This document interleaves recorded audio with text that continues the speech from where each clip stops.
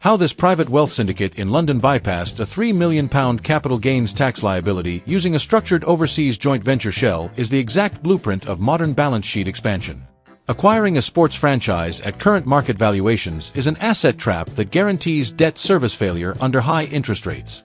Today, you will discover the unprecedented MLS expansion clause David Beckham used to buy Inter Miami for a mere $25 million before scaling its enterprise valuation past $1 billion using high-leverage international player acquisitions. Everyone knows David Beckham as a global sports and style icon, but few understand his advanced sports investment blueprint. By routing stadium development funding, regional real estate development, and international apparel distribution through insulated Delaware joint venture shells, his team optimized tax-free capitalization. The public sees a glamorous global superstar shaking hands with team owners and lifting trophies. The financial architect sees a ruthless equity arbitrage machine operating at the highest levels of international sports finance. Today, we perform a deep dive audit on the business anatomy of David Beckham's hidden billion-dollar empire.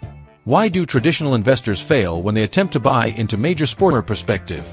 The investor perspective is concerned with one thing: franchise equity appreciation and expansion rights. In the traditional sports investment model, buying a controlling stake in an established Premier League or MLS team requires hundreds of millions, if not billions, of upfront capital, leaving little room for exponential valuation growth.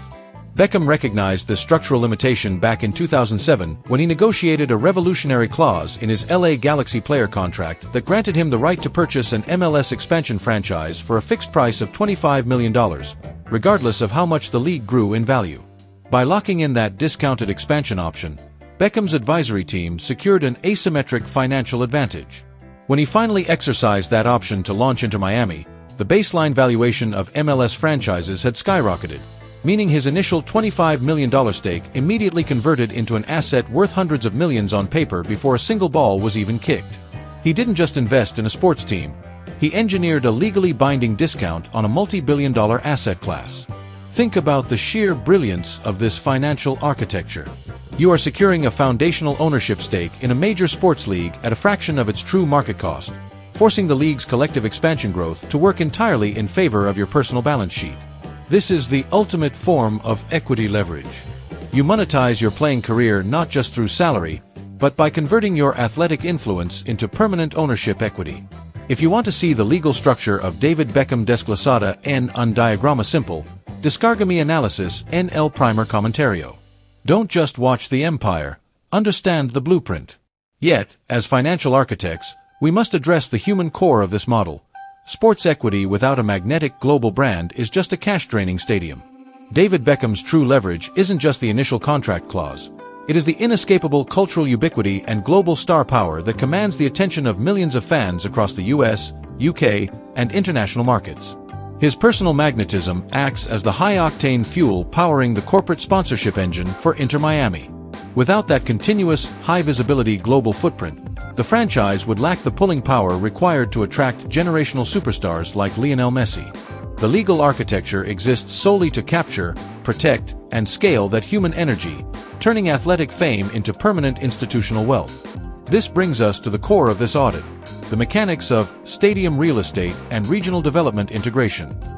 How do you scale a sports franchise into a massive commercial powerhouse without relying solely on ticket sales and broadcasting rights? You integrate real estate development directly into your sports infrastructure. Beckham's group didn't just build a stadium. They secured massive commercial real estate parcels around the venue, transforming a sports club into a multifaceted urban entertainment destination that generates continuous cash flow 365 days a year, long after the final whistle blows. Why does this matter for your business? Because it teaches you the power of ecosystem value capture. Most entrepreneurs make the critical error of building a single revenue stream, relying entirely on one product or service to sustain their enterprise. Beckham's model proves the exact opposite. The most valuable business empires are those that tie their core asset to complementary commercial real estate, licensing, and merchandising ecosystems. If you only own the product, you are subject to market volatility. If you own the surrounding ecosystem, you control the entire local economy. Most founders fail when trying to scale large ventures because they fail to insulate their primary assets from operational liabilities. Beckham's empire expanded globally by routing international apparel distribution, media rights, and sponsorship deals through separate corporate holding entities. Every trademark, every commercial partnership, and every regional joint venture is legally partitioned, ensuring that operational risks in one sector cannot contaminate the broader holding structure. We must also address the risk transfer strategy. Operating a professional sports franchise exposes you to massive payroll inflation, player performance volatility, and unpredictable stadium construction costs. By partnering with institutional investment funds and local municipal stakeholders to share the financial burden of massive infrastructure projects, Beckham's holding entities successfully mitigate exposure while retaining primary equity control. This is the ultimate expression of sophisticated capital allocation. Consider the governance risk of building a global business empire tied to a high-profile celebrity name. When your personal identity is the primary hook for international investors and corporate sponsors, any reputational shift can impact enterprise value. This is why institutionalizing the brand through professional executive management teams, rigorous legal compliance, and diversified corporate structures is essential. It ensures that the business can operate and grow independently of daily public appearances. If you are an entrepreneur or a creator, you need to apply this asymmetric leverage and asset integration logic. Ask yourself, is my business built on a single, vulnerable revenue stream, or am I building an interconnected ecosystem of assets that protect and compound each other? If your growth is limited by linear output, you are building a job, not an empire.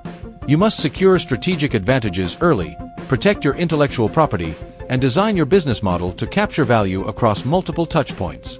We must also address the legal shield. Managing an international portfolio of sports equity, complex real estate joint ventures, and global licensing contracts across the US and UK requires an elite cadre of corporate attorneys and cross-border tax strategists. Beckham does not rely on basic legal representation. He deploys specialized legal architects to police his global corporate boundaries and optimize his tax exposure. This is not an operational expense. It is the essential cost of defending a billionaire balance sheet. As we conclude this audit, reflect on your own trajectory. Are you creating a temporary project, or are you building an institution designed to generate generational wealth? Financial sovereignty is a deliberate act of structural engineering. It is not about the applause you receive today. It is about the legal agreements and equity positions you lock in for tomorrow. The David Beckham model is the ultimate masterclass in modern sports finance and strategic asset scaling. It is a story of how a legendary athlete transformed a football career into a hidden billion-dollar corporate empire. Do not make the mistake of underestimating your own long-term market leverage. If you have an asset, you must have an ironclad legal structure to defend it and a scalable framework to compound its value.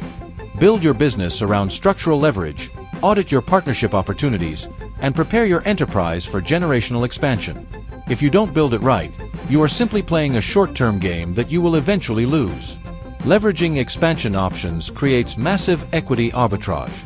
But how does a creative director monetize localized aesthetics and convert design assets into multi-million-dollar luxury conglomerate acquisitions? Find out next in our season finale, Pharrell Williams, the creative director as an asset.